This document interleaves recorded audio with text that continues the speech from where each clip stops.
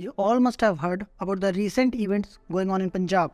This man, named as Amritpal Singh, has seized a police station and tried to free his friend Lovepreet Singh Tufan.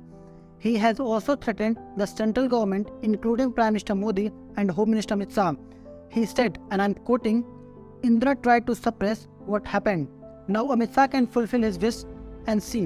Notably, Home Minister Amit Shah has recently said in a statement that the Home Ministry is keeping an eye on the Khalistan supporters in Punjab.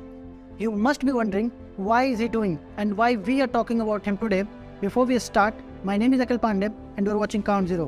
So the main demand, or you can say his sole purpose, is Khalistan. He is trying to revive dead movement for a separate country for Sikhs in India. To know more about Khalistan, let's dive into the past. When India was getting independence in 1929, Motilal Nehru tabled the Purna Swaraj, which was opposed by three groups of people. The first was B.R. Ambedkar, second Muhammad Ali Jinnah, and third was Master Tara Singh. But at that time, the word Khalistan was not there. But in 1940, when Jinnah demanded a separate country for Muslims, then Dr. Vikas Bharati demanded Khalistan. What is Khalistan? So Khalistan is a separate country between India and Pakistan. You can see in the map.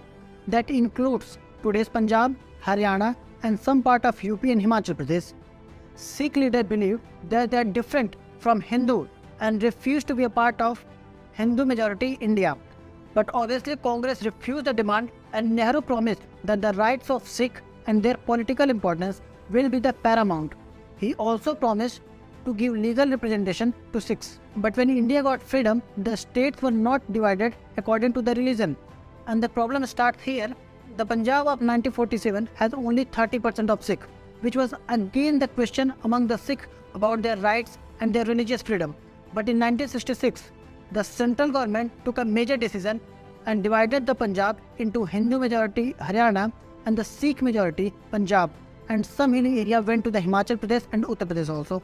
But now you will ask, if they got what they wanted, then what's the problem? So the problem has come with the new list of demands. The first was Chandigarh was made the capital of both Haryana and Punjab. But Shiromani Akali Dal, the main political party at that time in the Punjab, was not very happy to share Chandigarh as the capital of Punjab and Haryana. And the second was some Punjabi speaking area went to the Haryana that they wanted back. Shiromani Akali Dal wanted a separate constitution like Kashmir for Punjab also, meaning more autonomy for Punjab, which was obviously shattered by the Indian government and the matter went into the darkness. But this man, Jarnail Singh Bhindranwale, brought things back into the light. Let's talk about Bhindranwale. He was born in 1947 on a small village road in Faridapur. He became a very religious figure at a very young age. His organization was named as Damdami Takshal, has the only objective of spreading Orthodox Sikhism. You will ask, what is Orthodox Sikhism? So, the Orthodox Sikhism means the extreme or conservative side of any religion. It can also be said that this means following the religious book line by line. Bhindranwale grew up one of the most popular saints in Punjab. At that time, the power in Punjab was in the hands of Akali. If you see, Akali was already Orthodox, but Bhindranwale came out one step ahead and started challenging the Akalis. Indira Gandhi and Congress found Bhindranwale as a source to spread their legs in the Punjab.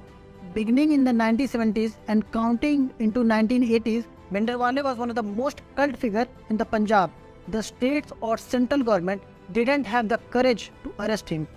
There were hundreds of criminal cases registered against Bhindranwale, but all of them was quashed due to the lack of evidence.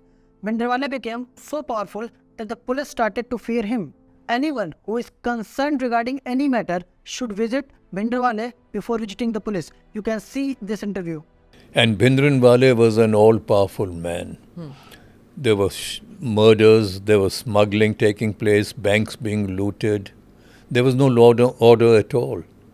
Right. A DIG of police, as you know, was killed and just thrown outside the Golden Temple. Yeah. A lot of the police were afraid to even take any action against anyone.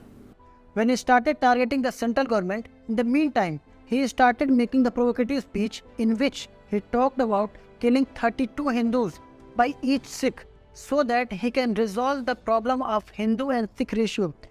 Even he and his men started targeting the Nihang Sikh or any other group of Sikh who opposed them or their idea, primarily because they did not comply with the idea. So, Bhindranwale took shelter in the Golden Temple for almost 2 years. The government tried to persuade him through dialogue to leave the Golden Temple, but he refused to do so. From the Golden Temple, he used to preach his followers about Sikhism and a separate country, and started demanding a separate country for Sikhs called Khalistan. His message spread across the Punjab and he started getting the support which he wanted for himself. Some people say he made himself like the 11th Guru in Sikhism after the Guru Nanak. There was the saint who had risen from a village, but he had such a charismatic personality that everyone accepted him almost like a 11th Guru, chap called Jarnail Singh Bhindranwale. When he openly started challenging central government for Khalistan, the center realized the threat and the Operation Blue Star was launched. In this video, we won't talk about the details of Operation Blue Star, but if you want to know more about this, you can comment below and I'll try to make a separate video on that. Let's continue again. Amritpal is now attempting to recreate himself as Bhindranwale 2.0, wearing the same clothes as him and walking with his friends in a group which are armed. But don't be fooled. Into thinking that Amritpal is all we are seeing. He's just a pawn in the chess. The true king is someone else. How many of you have watched Game of Thrones? If you notice, the real power was not in the hand of the person who was sitting at the Iron Throne, but the real power is in the hand of the Lannisters. So this man, Amritpal Singh, is none. A year ago, he was working in Dubai as a driver and posing pictures on a social media like a cheap influencer, when he suddenly arose in India and took over the organization Waris the Punjab, which was created by the late actor Deep Sidhu. So the driver turned saint is now trying to destabilize the India. Does India need to worry? So, India need to worry because we cannot afford another Operation Blue Star, another Sikh genocide or another assassination of Prime Minister.